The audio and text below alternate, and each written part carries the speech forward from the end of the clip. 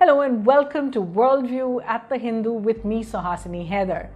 This week on our 10th episode, climate diplomacy brings the US and India closer together as US Special Envoy John Kerry visits Delhi, praises India's climate change efforts, but also pushes for harder targets. India has an advantage that we didn't have in the US as we were developing, and not just the benefits of decades of scientific and technical advancement. You also have the United States as your friend and partner, and we are here to support you on this path to a sustainable future. Now, during his visit, Mr. Kerry met with Prime Minister Modi, and since India doesn't actually have a special envoy at present, he met with a range of ministers, including the External Affairs Minister, the Finance Minister, Ministers of Environment, Petroleum, Renewable Energy, Commerce, also other officials.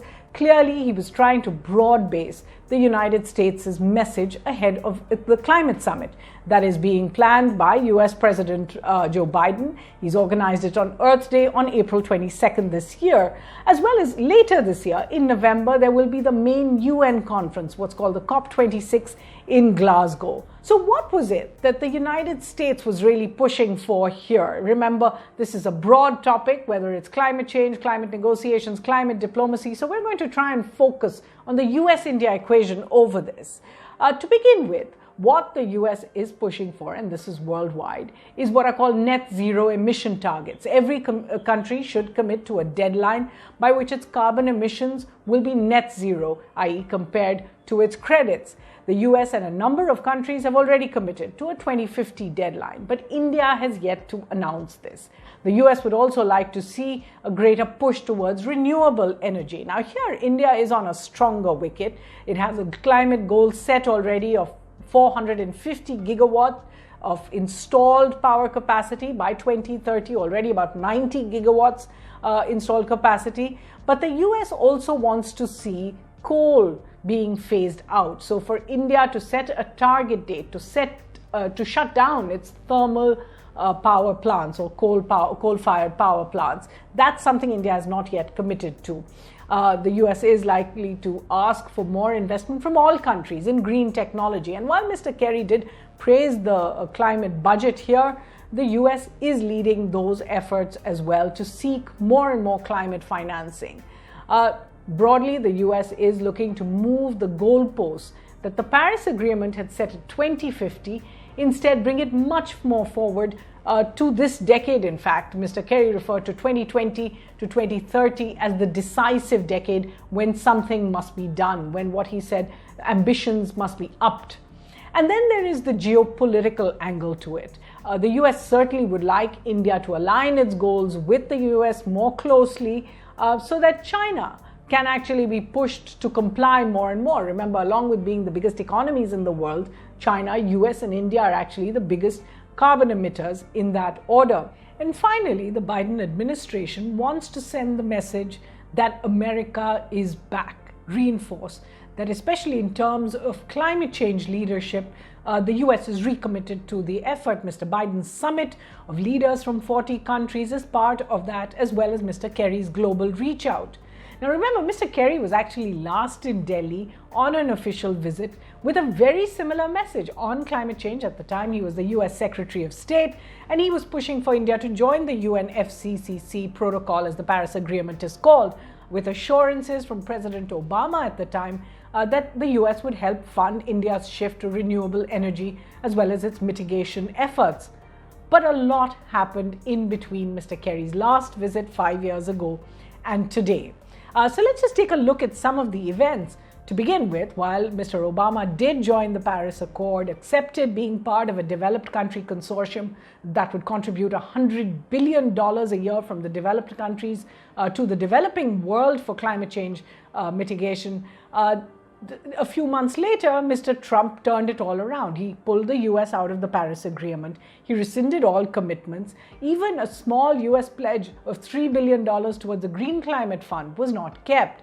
Mr. Biden has now said he will pay it all, that he's got a domestic $2 trillion budget for climate change, a plan for climate change. But all of that is going to take time. Restoring the damage that has been done will take time. Mr. Trump also placed new tariffs on India. Remember, he withdrew India's GSP status for exporters. All of this will have an impact on India's economy and particularly on India's funding of its climate change efforts. And finally, there's the much bigger impact of the coronavirus all through 2020. The downturn in economies worldwide is going to make it difficult for India and other developing countries to keep all their commitments on adaptation, on mitigation, on conservation, on carbon emissions, and all the other parts of the climate change equation. Despite all these challenges, the Prime Minister Modi and the government have really kept India's commitment to the climate change cause going. So let's just take a look at India's stand. It's made up really of three parts. One, India continues to keep very ambitious targets for itself on renewable energy, 450 gigawatts by 2030, on cutting carbon emissions by 33% by 2030, on keeping India's promise on global warming mitigation to below 2 degrees as well. India is the only country, remember, on track among G20 nations to meet its climate change mitigation commitments, this according to the 2020 Climate Transparency Report. Second, India is itself part of many multilateral efforts. It's the founder of the International Solar Alliance. 89 countries have now joined. In fact, the US under Trump never joined. The question is, will Mr. Biden do it? India also leads the coalition of disaster resilient infrastructure that looks at climate change impact as well. Now, the third part of that stand is that India has made it clear that climate action from each country must be judged according to respective national circumstances. You can't expect the same kind of commitments from developing countries as the developed world, and the government has pushed for what it calls climate justice as a result. Now, clearly, this is a story that will see many developments, particularly this year, and it's hard actually to have book recommendations, but I do have a few.